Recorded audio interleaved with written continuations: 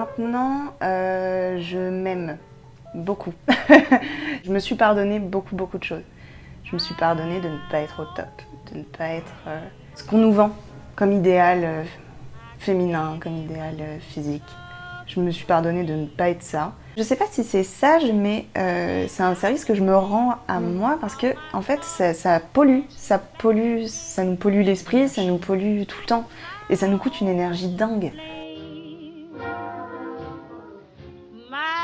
J'ai un rapport avec la féminité assez compliqué et dans les bandes d'amis, j'aimais bien, j'ai toujours eu un truc un peu garçon manqué.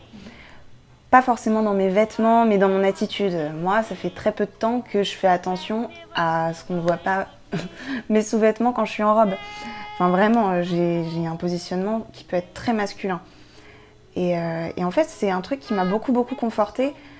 C'est dans une bande de copains, j'aimais bien justement être le poteau Jeannot. Vraiment être le bon copain à qui on peut faire des blagues de cul, des blagues de n'importe quoi, où on oublie que c'est une fille. Et c'était hyper confortable pour moi. Et ça me permettait justement de me protéger de beaucoup de choses, de sexisme, d'oppression.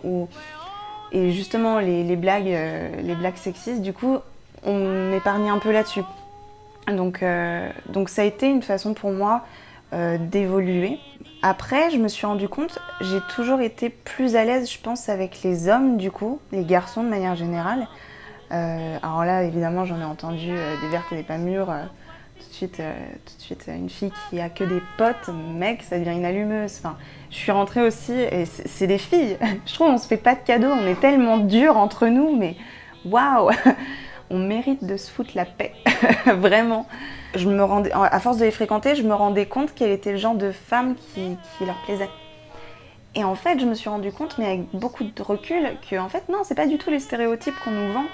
C'est pas du tout ça en fait, c'est beaucoup plus subtil que ça. C'est vrai, c'est pas celle qui a des seins énormes, c'est pas celle qui fait un taille 34, non en fait, c'est pas ces filles-là. Et que ces hommes-là me disent que je sois belle, ben ça m'a vraiment...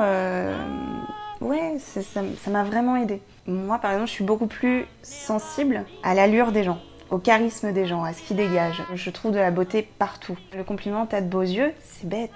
Il est gentil ce compliment, mais je m'en fous. Je préfère qu'on me dise « waouh, mais t'es cool ». Je préfère qu'on me dise ça. Enfant, ça a même commencé assez tôt.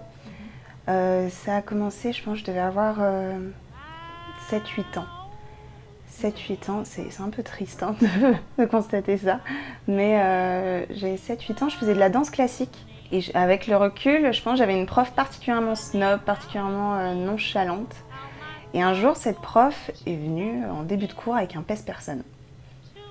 Donc, avec le recul, je n'arrive toujours pas à comprendre pourquoi elle a fait ça. C'était quoi le but? Moi, ça n'a pas eu d'impact directement, qu'on me pèse, mais j'ai vu que le regard des autres avait changé sur moi. Et ce qui me rebutait un peu dans la danse classique, c'était aussi l'esprit de compétition assez mal placé en fait, assez malsain finalement. Donc, je voyais que le regard des autres avait changé. Ça a commencé avec le sport de manière générale. Faut savoir, en fait, j'ai eu une puberté hyper précoce. J'ai eu mes premières règles, j'étais en CM1. Donc on a 9 ans, 10 ans en CM1. Je faisais 3 têtes de plus que tout le monde. Je me sentais assez différente. Et j'avais un gros complexe que j'ai toujours, mais avec ma poitrine. Où mon corps en mouvement me dérangeait. J'avais l'impression de me ridiculiser. Courir, même encore aujourd'hui, courir, je déteste courir, pas parce que j'ai la flemme, parce que ma poitrine bouge, quoi. Et ce mouvement-là, vraiment, ça reste encore un truc que j'ai l'impression de me ridiculiser. À 12 ans, j'ai déjà quand même une poitrine conséquente, et je pense en toute honnêteté que la poitrine que j'ai aujourd'hui, je l'ai depuis mes 15 ans. Après, j'ai fait 2 ans d'internat.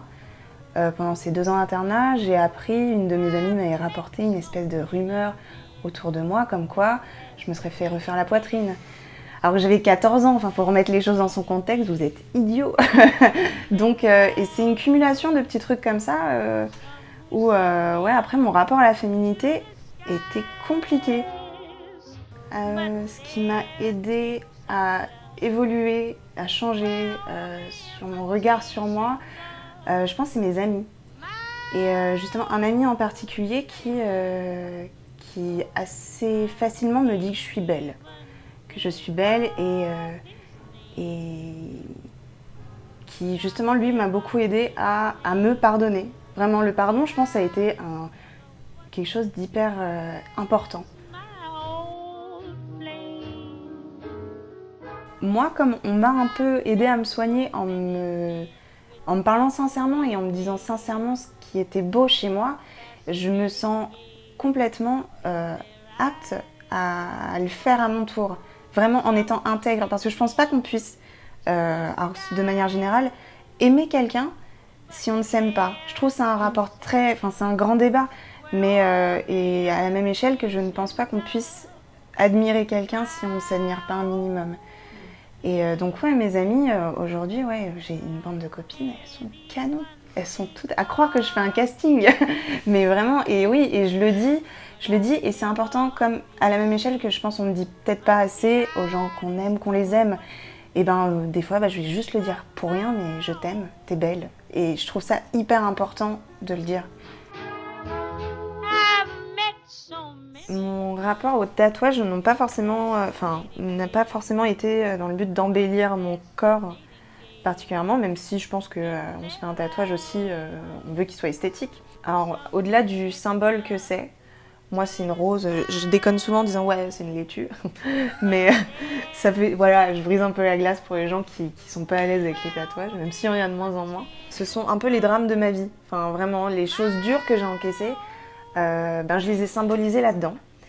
Et ça a vraiment eu c'était un peu thérapeutique comme truc parce que justement les jours où ça n'allait pas, les jours où justement où on a des baisses de morale, où moi j'ai des baisses de morale en disant aujourd'hui je suis nulle, vraiment j'assure pas.